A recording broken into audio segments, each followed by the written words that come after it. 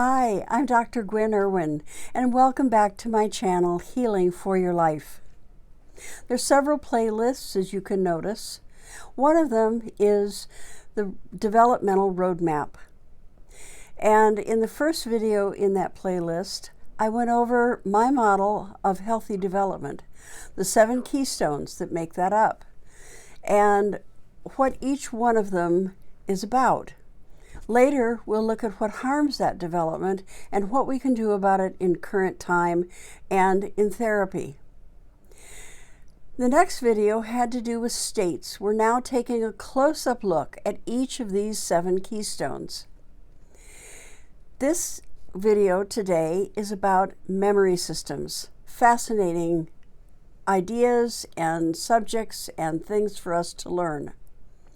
Now, in the last video on states, one of the points that I emphasized was that everything is state dependent, meaning whatever state you're in is going to affect your experience, and it's going to be recorded in our brains as it was in that experience, even in future use. Our memory systems are primarily 2. The first is called implicit or procedural memory, and this begins when we're still in utero in the last months of our development and continues to function throughout our lifespan. There's no end to it. It's a constant, ongoing process. The second memory system is called explicit or declarative memory, and that begins to function at about the age of 3, give or take a month or so, and also functions throughout our lifespan. They're very different from one another, and I'm going to post a 1-page free downloadable on the YouTube channel that will also be available on my website, because the details of memory systems are pretty exact, and it's wonderful to have this comparison chart that I've created so that you can see that implicit memory does this on one hand and explicit memory does this on the other. But today we're going to hit the high spots. First of all, with implicit or declarative memory, it does not need any conscious attention for it to operate. In fact, most of the time it is unconscious, whereas explicit memory requires conscious awareness and conscious focus, like learning the multiplication tables. Implicit memory is the encoding and then the retrieval of lived experience. So walking is a form of implicit memory. We aren't thinking about it as babies. We're just propelled to do it. We're interested, we're curious, we're excited, we want to get somewhere, and we've developed far enough along that we can stand and begin to toddle. And we'll fall down and go plop, and then we'll get back up and do it again, and pretty soon we're expert walkers. And unless a later accident or illness affects us, we don't really ever have to think about walking. We just get up and do it. But there are many steps in walking, and those are the procedural parts of implicit memory. Explicit memory, on the other hand, requires focal attention, and it is the encoding of our experience that is purposefully learned. It is not automatic the way implicit memory is, and in order to retrieve it, we have to focus and concentrate on it. Another really critical point is that implicit memory is encoded and retrieved in the procedural steps of the originating experience. So it does not change over time, whereas explicit memory is encoded through long-term memory processes, and it may change over time depending on context, other people's memories, the passing of time, a new perspective. So implicit memory is amazingly exact. Explicit memory can certainly be influenced and affected. Now let's look at what this means, procedural steps. Let's say that a young baby is crying, or fussing. And not to put dads in a bad light, this is just one example, there are millions. But a dad's had too much to drink, has kind of an anger problem, comes in the room, jostles the crib a little bit and says, "Stop crying." The mom may be in the other room fixing dinner, taking a shower. The baby cries harder. The dad now gets really upset, picks up the baby, gives the baby a shake, says, "Stop it." And now the baby starts to wail. And then the dad tosses the baby down in the bed and says, "I can't do anything with that kid." And the mom comes in and says, "What's going on?" And then she tries to take care of the baby. Very stereotypical picture, isn't it? But it's just for illustration purposes. So 30 years later, this baby is now an adult and at a New Year's Eve party at a new job. Somebody kind of bumps into her or him and knocks them into a table. And, "Ow, ow, be careful what you're doing, guy." And then the boss comes in, and the boss has had too much to drink already and says, "Hey, you two, get along. What's the matter with you?" And the anxiety and the worry and the fretfulness start bubbling up in this person because there are these familiar triggers: a tone of voice, an abrupt entrance, a criticism, a tone. And then they get more and more upset. The boss comes closer and says, "What's the matter with you? Aren't you having a good time? It's New Year's Eve." And the smell of alcohol wafts over that person. And now they are in what I call an implicit memory bank, or an implicit memory tumble, where they're now going to feel all the feelings that they felt in their originating experience. They are flash forwarded into current time. This is one of the things that makes people who've been traumatized feel very odd to themselves and upset with themselves, because something very slight can occur. And even if we haven't necessarily been horribly traumatized, but we've had some really challenging experiences here or there, suddenly a whiff occurs and we have this enormous reaction to it. We think, what is the matter with us? Nothing much really happened. Why did I just react that way? That is the triggering of implicit memory.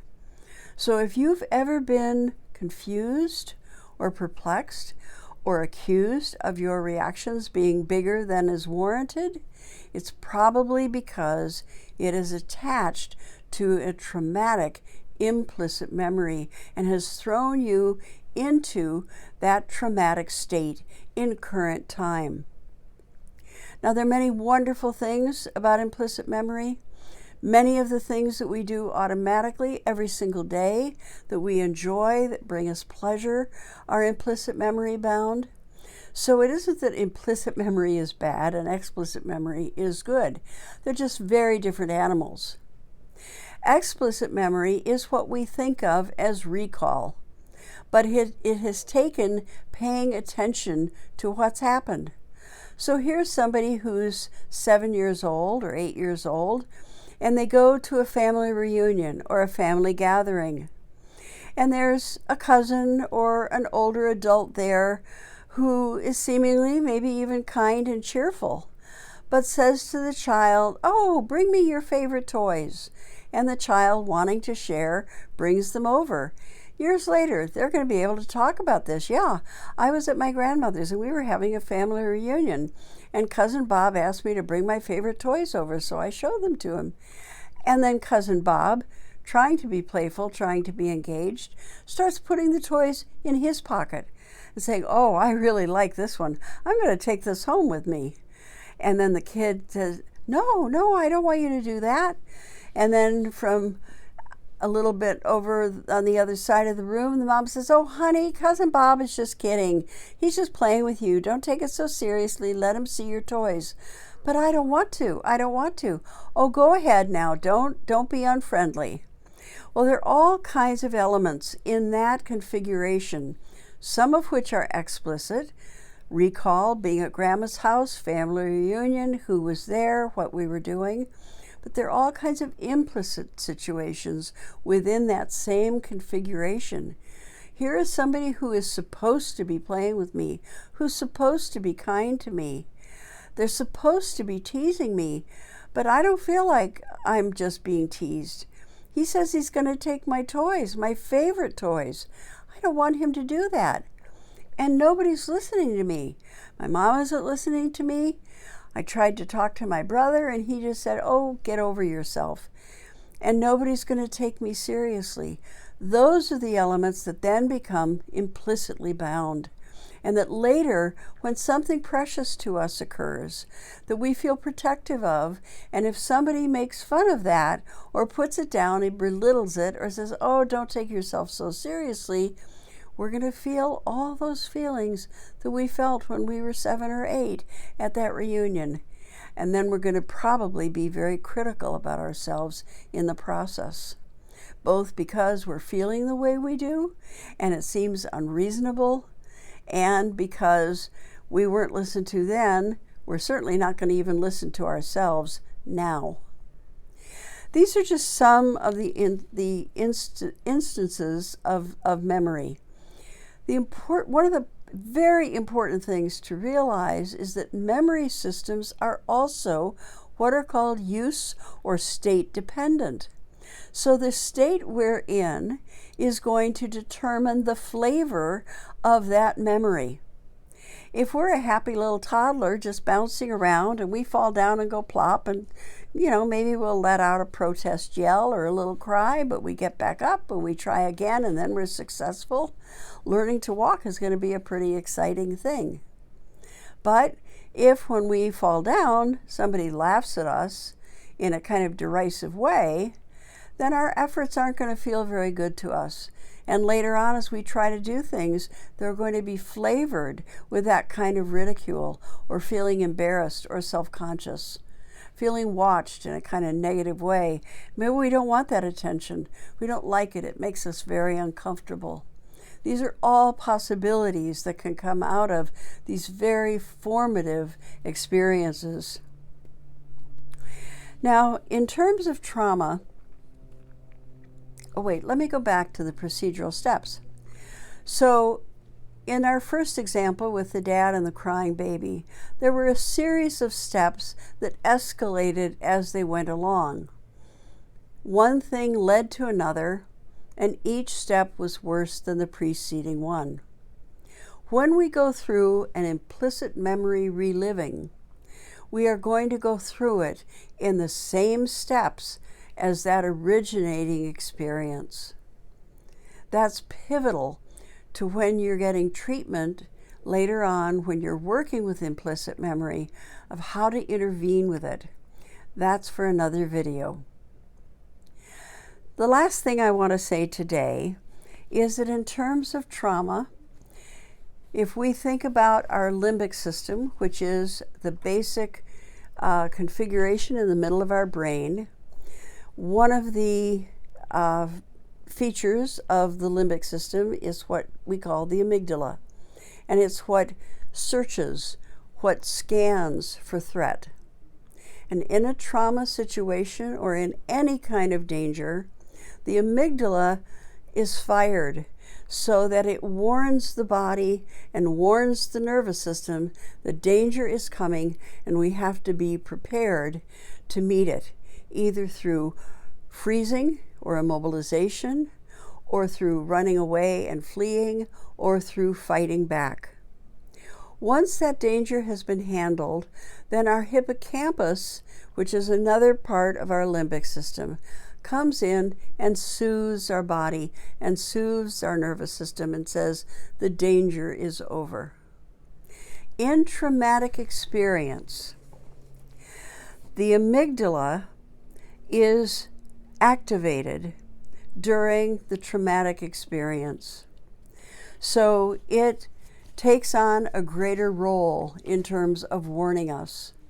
The hippocampus is suppressed during traumatic experience. And so for people who have been traumatized over the years, they have kind of an ongoing fire alarm within themselves. That is what is at the basis of anxiety and at the basis of panic disorders. Something's wrong, something's going to happen. And then if there was a lot of trauma, our hippocampus may actually be smaller and not function as well, and so the alarm doesn't quite turn off.